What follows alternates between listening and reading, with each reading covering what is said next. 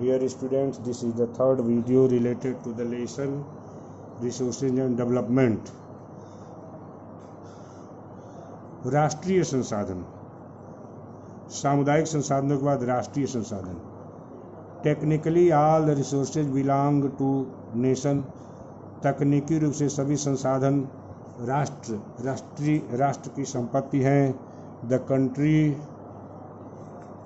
Has legal powers to acquire even private property for public good.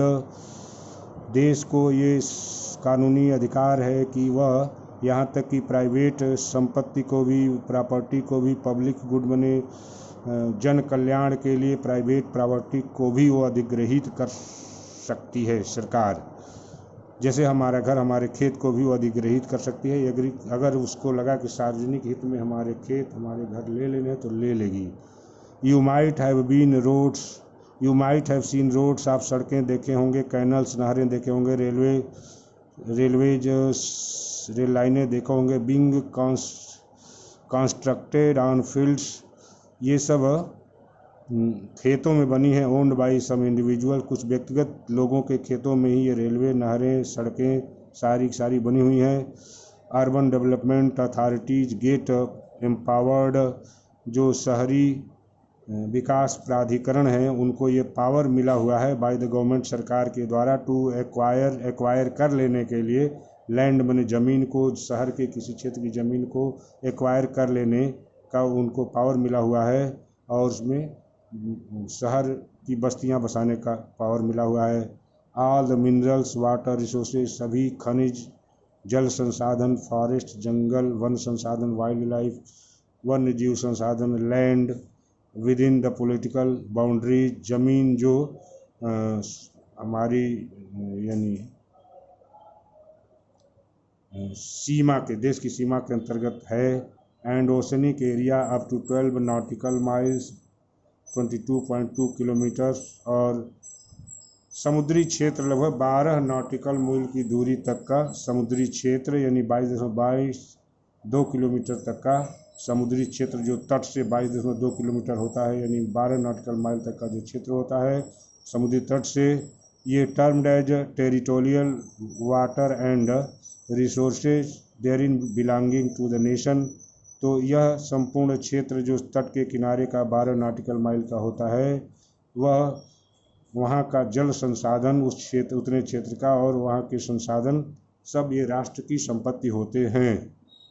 तो इस प्रकार से नेशनल रिसोर्सेज हो गया. International resources, there are international institutions which regulate some resources.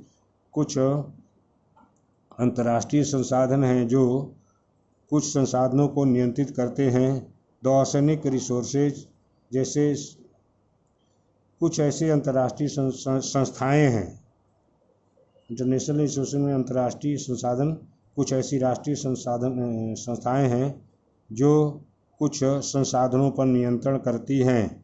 The oceanic resources beyond 200 nautical miles, 200 समुद्री मील से परे, यानी दूर, किसी देश की सीमा से 200 समुद्री मील से दूर जो महासागरों का क्षेत्र है, वह खुला हुआ क्षेत्र है, वह अंतर्राष्ट्रीय संस्थाओं की संपत्ति है. लेकिन 200 मील समुद्री मील तक की दूरी का जो क्षेत्र है वो एक्सक्लूसिव इकोनॉमिकल जोन है, यानी उसको हम कहते हैं कि वह एक मना की प्रतिबंधित आर्थिक क्षेत्र है, जिसके अंतर्गत कोई देश, दूसरा देश उस क्षेत्र में काम नहीं कर सकता. तो उस प्रतिबंधित आर्थिक क्षेत्र के से बाहर 200 किलोमीटर नॉटिकल माइल से दूर का क्षेत्र वो समुद्री संस्थाओं, अंतर्राष्ट्रीय संस्थाओं की संपत्ति है. Belong to open ocean, no individual country can utilise these without the occurrence of international institutions. तो उन महासागरीय क्षेत्रों में की जो संपत्ति है वह अंतर्राष्ट्रीय संस्थाओं की अनुमति के बिना उन्हें कोई भी देश उनका उपयोग नहीं कर सकता.